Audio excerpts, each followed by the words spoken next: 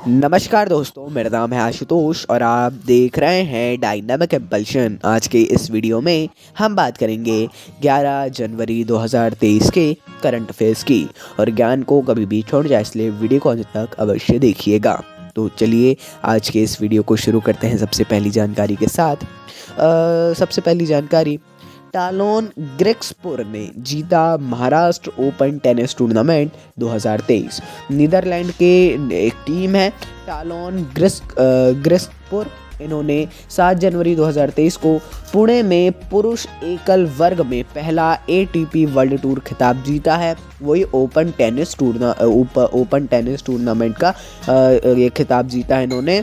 और उन्होंने फ्रांस के बेंजामिन बॉन्जी को हराकर ये पहला ऐसा खिताब प्राप्त किया है। उतना ज़्यादा इम्पोर्टेंट क्वेश्चन तो नहीं है, लेकिन पढ़ लीजिएगा इसके बारे में। आपने फ्रांस के बेंजामिन बॉन्जी के बारे में तो अवश्य ही सुना ही होगा।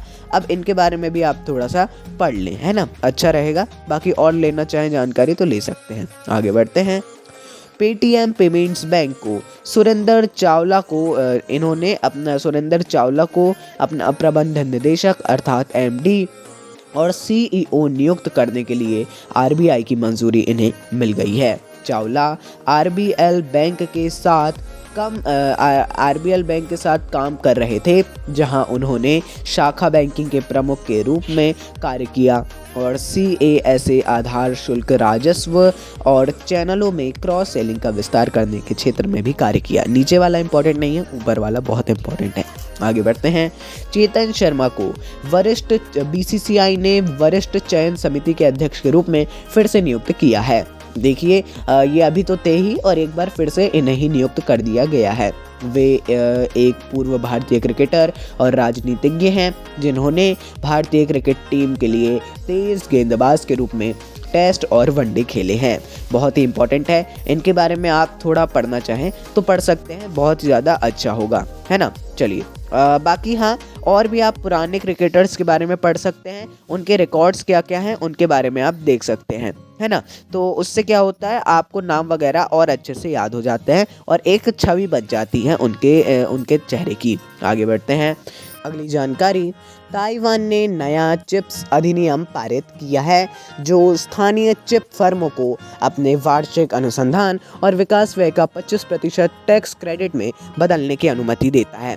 ताइवान आप सभी को पता है, राष्ट्र तो नहीं बोल सकते हैं, लेकिन एक क्षेत्र है। ये इन्होंने अपना चिप्स, जो चिप आती है आपको पता होगा, चिप्स मतलब वो खाने वाली नहीं, आप समझ गए होंगे। चिप जो फर्मों को 25% अभी टैक्स क्रेडिट में बदलने की अनुमति देता है। अच्छी बात है।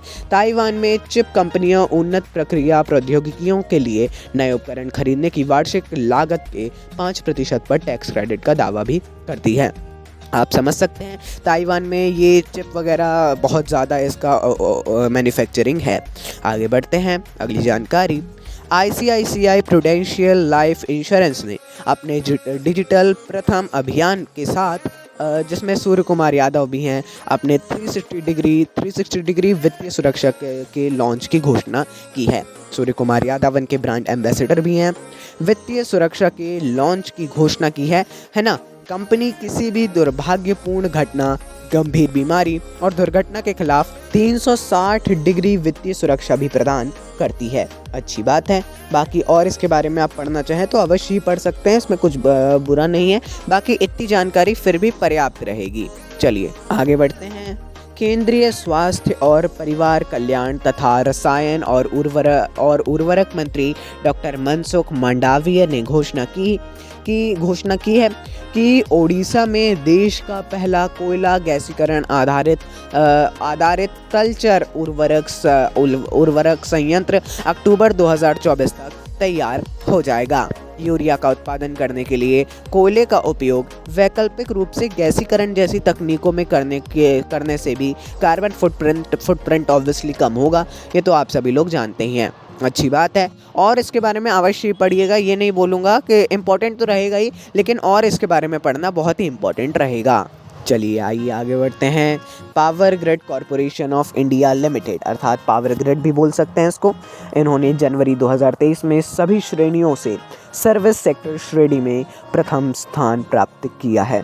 अच्छी बात है। सार्वजनिक उद्यम विभाग DPE वित्त मंत्रालय भारत सरकार द्वारा इस उद्यम सर्वेक्षण 2021-22 में परिणाम प्रकाशित किए गए थे। अच्छी बात है ना। इसमें पावर ग्रिड ने प्रथम स्थान प्राप्त किया है सर्विस सेक्टर श्रेणी में। और इसकी पूरी लिस्ट देखना चाहें तो देख सकते हैं। बाकी इसके बारे में मेरा ऐसा कुछ मानना नहीं है, 50-50 लग रहा है, और थोड़ा पढ़ लेंगे तो ठीक रहेगा। लिस्ट जैसा हमने बोला देख लेंगे तो बहुत ही ज़्यादा अच्छा हो जाएगा। चलिए आगे बढ़ते हैं। बेंगलुरु और दिल्ली 2022 के शीर्ष प्रदर्शन करने वाले वैश्विक हवाई अड्डों में शामिल हुए हैं। सीरियम एविएशन एनालिटिक्स ने 2022 के शीर्ष प्रदर्शन वाले वैश्विक हवाई अड्डों की सूची जारी की, जिसमें बेंगलुरु का कैंपेगौड़ा अंतर्राष्ट्रीय हवाई अड्डा और दिल्ली का इंदिरा गांधी अंतर्राष्ट्रीय हवाई अड्डा क्रमशः दूसरे और 7वें स्थान पर है। मतलब बेंगलुरु का हवाई अड्डा दूसरे और दिल्ली का हवाई अड्डा 7वें स्थान पर रहा है। अच्छी बात है। ऐसा अलग अलग लिस्ट जारी होती रहती है अलग अलग समय पे, आप सभी को पता है। जैसे ही वर्ष का अंत होता है, अभी 10-11 दिन ही हुए हैं, है ना। जैसे अभी ही हुआ है 2022 का अंत, तो ऐसे बहुत से सूचकांक होते हैं और हम पूरी कोशिश करते हैं कि आपको सब बता दें। आगे बढ़ते हैं।